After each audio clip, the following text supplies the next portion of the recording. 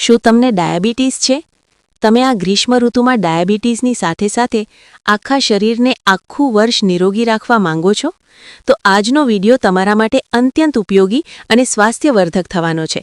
તો ક્યાંય જશો નહીં, મારી સાથે જ રહેજો. હું દીપ્તેશ રાવલ સર પ્રેરિત મિશન હરાવો ડાયાબિટીસને અંતર્ગત આ વિડિયોમાં આયુર્વેદ અને આધુનિક સંશોધનો આધારિત કડવા લીમડા વિશે રહસ્ય ખોલીશ. ગ્રીષ્મ ઋતુ એટલે કે ઉનાળો અને ખાસ કરીને ચૈત્ર માસમાં કડવા લીમડાનું સેવન ભારતીય સંસ્કૃતિ અને આયુર્વેદમાં પરંપરાગત રીતે અત્યંત મહત્વનું મનાય છે. ડાયાબિટીસના દર્દીઓ માટે લીમડાનો મોર એટલે કે ફૂલો અને કૂણા પાંદડા કોઈ અમૃતથી કમ નથી. કડવો લીમડો એઝા ડિરેક્ટા ઇન્ડિકા તેના ઔષધીય ગુણો માટે વિશ્વભરમાં પ્રખ્યાત છે. ઉનાળાની શરૂઆતમાં લીમડા પર આવતો મોર અને તેના કૂણા પાંદડા ડાયાબિટીસને કુદરતી રીતે નિયંત્રિત કરવામાં અકસીર સાબિત થાય છે. ચાલો જોઈએ આયુર્વેદિક દૃષ્ટિકોણથી ગ્રીષ્મ ઋતુમાં લીમડાનું મહત્વ ડાયાબિટીસવાળા માટે કેમ વધી જાય છે. આયુર્વેદ મુજબ વસંત અને ગ્રીષ્મ ઋતુમાં શરીરમાં કફ ઓગળે છે અને પિત્ત વધવાની શરૂઆત થાય છે.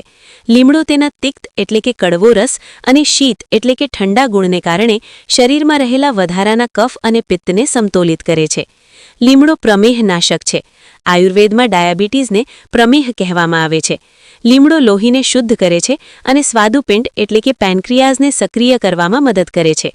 ચાલો જોઈએ આધુનિક સંશોધનો એટલે કે મોડર્ન રિસર્ચ શું કહે છે. આધુનિક વિજ્ઞાને પણ લીમડાના એન્ટી ડાયાબિટીક ગુણોને સ્વીકાર્યા છે.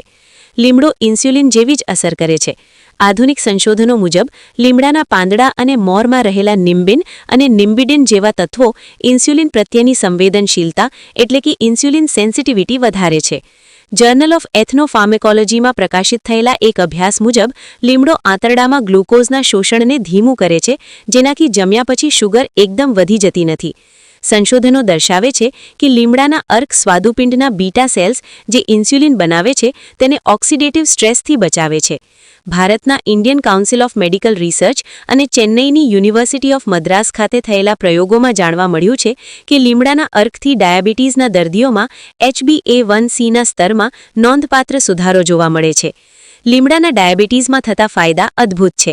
નિયમિત સેવનથી ખાલી પેટ એટલે કે ફાસ્ટિંગ અને જમ્યા પછીની શુગરમાં ઘટાડો થાય છે.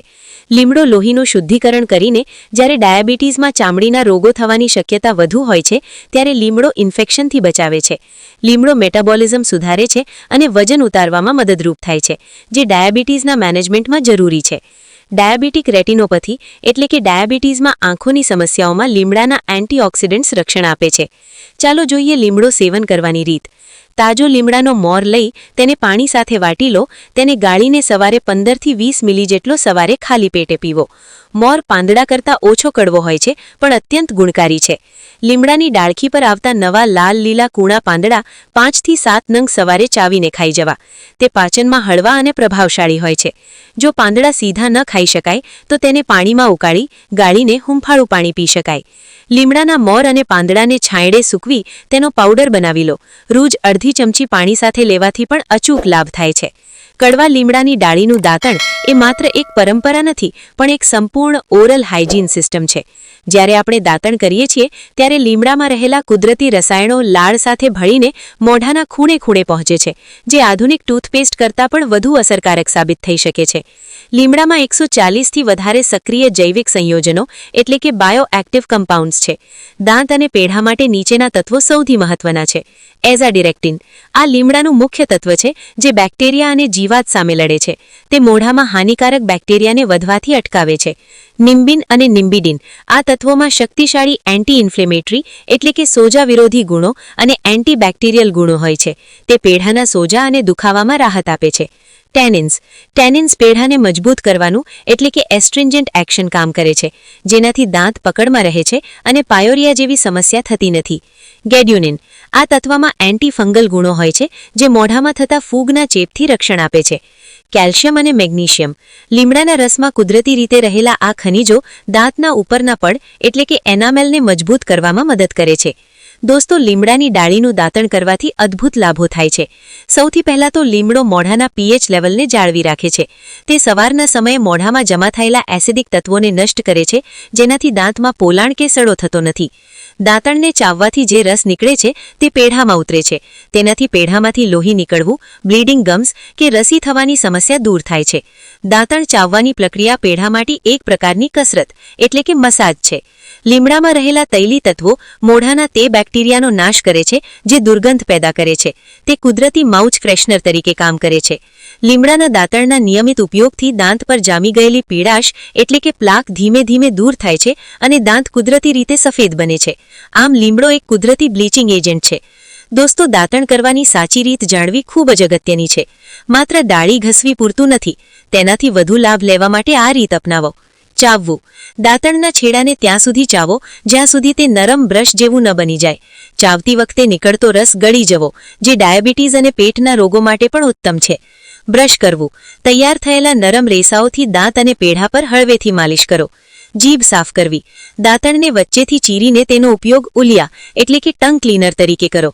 ચલો, એક રસપ્રદ તથ્ય છે, આપણા વડવાઓની વાતને સમર્થન આપશે. વિશ્વ આરોગ્ય સંસ્થાએ પણ સ્વીકાર્યું છે કે વિકાસશીલ દેશોમાં લીમડા જેવા દાંતણનો ઉપયોગ મૌખિક સ્વાસ્થ્ય માટે અત્યંત ફાયદાકારક છે.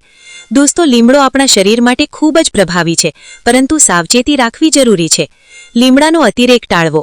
લીમડો અત્યંત ઠંડો અને વૃક્ષ હોવાથી તેનું વધુ પડતું સેવન ન કરવું. સામાન્ય રીતે ચૈત્ર માસમાં કે ઉનાળાના શરૂઆતના 1-2 મહિના સેવન કરવું પૂરતું છે. જો તમે શુગરની દવાઓ લેતા હોવ તો લીમડાના સેવનથી શુગર વધુ પડતી ઘટી ન જાય, હાઇપોગ્લાયસીમિયા, તેનું ધ્યાન રાખવું.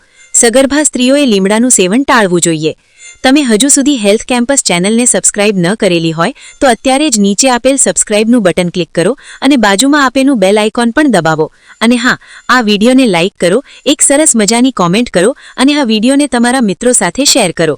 બાજુમાં આવા જ ઉપયોગી વિડીયોની લિંક આવી રહી છે, તરત જ એની ઉપર ક્લિક કરીને જોઈ લો. ખુશ રહો, સ્વસ્થ રહો. જય હિન્દ.